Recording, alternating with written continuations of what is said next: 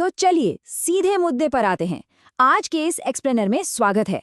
आज हम मई 2026 की उस घटना को डिकोड करने वाले हैं जिसने भारतीय राजनीति और इंटरनेट दोनों की दुनिया को हिलाकर रख दिया था।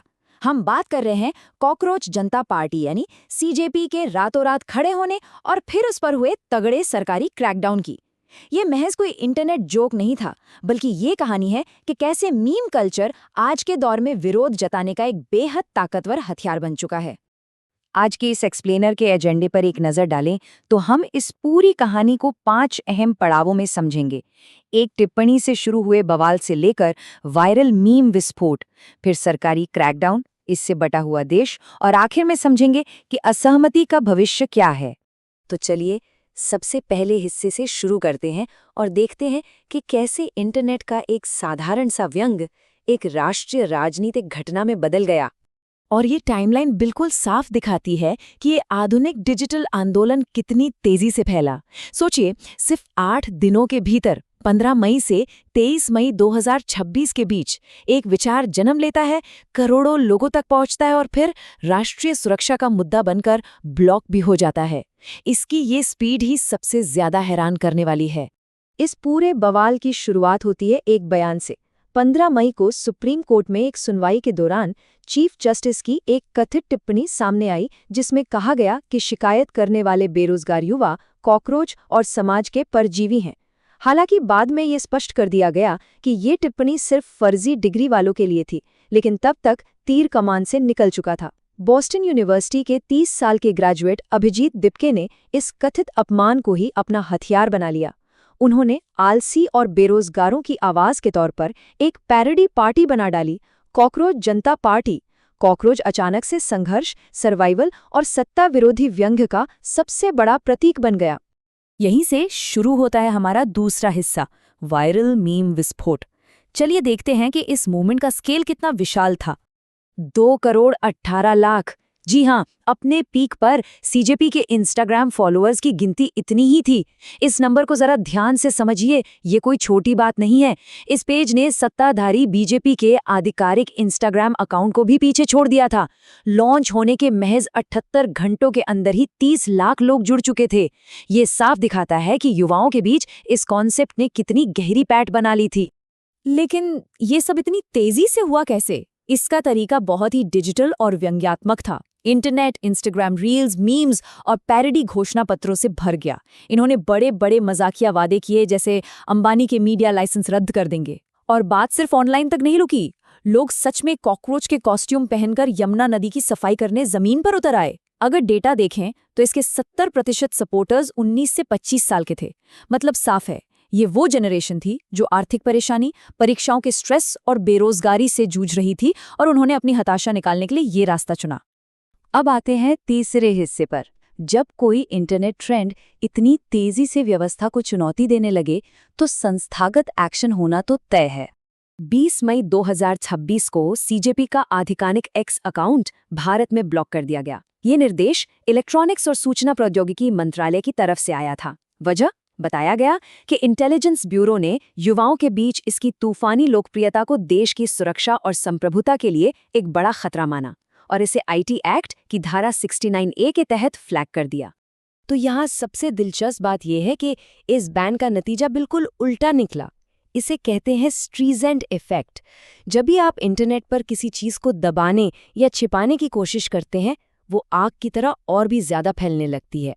बैन लगते ही मीम्स की जैसे सुनामी आ गई। @cockroach is back जैसे बैकअप अकाउंट्स तुरंत बन गए और धड़ल्ले से चलने लगे। सर्वर डाउन होने से पहले ही 10 लाख से ज्यादा लोग इनकी वेबसाइट पर साइन अप कर चुके थे।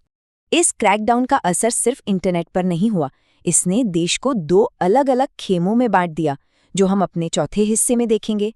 यहाँ नैरेटिव पूरी तरह से 2 हिस्सों में बटा हुआ था। एक तरफ इसे युवाओं की हताशा निकालने का जरिया माना गया। कांग्रेस सांसद शशि थरूर और कॉमेडियन वीर दास जैसों ने इस आंदोलन का बचाव किया और इसे डेमोक्रेसी का एक सेफ्टी वॉल बताया। वहीं दूसरी तरफ इसे सीधे राष्ट्रीय सुरक्षा के लिए खतरा बताया गया। बीजेपी नेता राजीव चंद्रशेखर ने इसे सीमा पार से चलाया जा रहा एक कोऑर्डिनेटेड ऑपरेशन और एक मैन्युफैक्चर्ड टूलकिट करार दिया।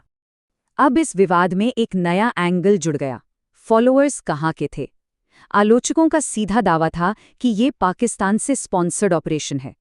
लेकिन इसके जवाब में संस्थापक अभिजीत दिपके ने प्लेटफॉर्म के एनालिटिक्स का डेटा खोल कर रख दिया। इसके मुताबिक भारी बहुमत यानी 94% फॉलोअर्स भारत के ही थे।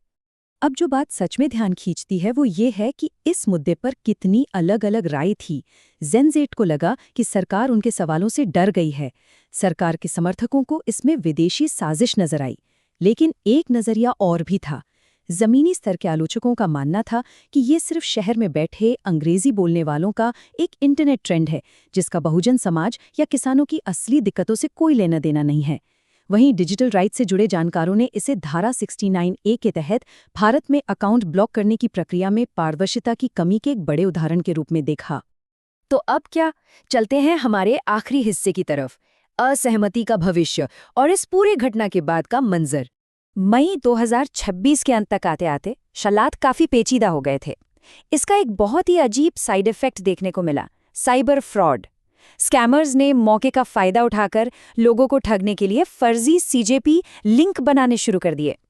इसका व्यक्तिगत नुकसान भी काफी भारी रहा। संस्थापक दीपके को जान से मारने की धमकियां मिली और महाराष्ट्र में उनके परिवार ने भारी तनाव झेला। लेकिन इसके बावजूद ये आंदोलन खत्म नहीं हुआ। सीजेपी अब मिरर पेजों के जरिए काम कर रहा है और उन्होंने शांतिपूर्ण तरीके से कानूनी लड़ाई लड़ने का रास्ता चुना है। इस पूरे मामले ने इतनी तूल पकड़ी कि CNN और CBS जैसे अंतर्राष्ट्रीय मीडिया ने भी इसे कवर किया।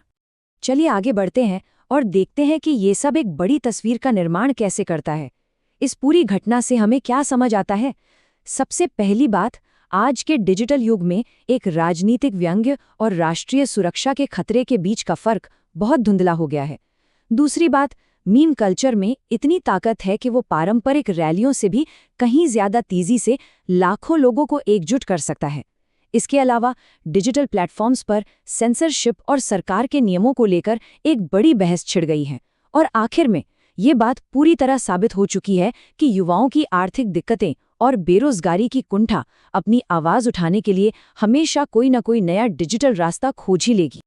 और इसी के साथ हम इस एक्सप्लेनर के अंत पर आ गए हैं, लेकिन एक बहुत ही अहम सवाल के साथ।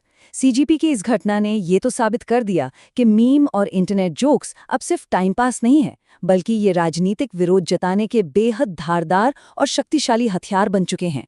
सोचने वाली बात यह है कि क्या पारंपरिक राजनीति और सरकारें इस नए डिजिटल दौर के लिए तैयार हैं, जहां एक मीम रातों रात लाखों की भीड़ खड़ी कर सकता है? विचार जरूर कीजिएगा। जुड़ने के लिए शुक्रिया और सीखते रहिए।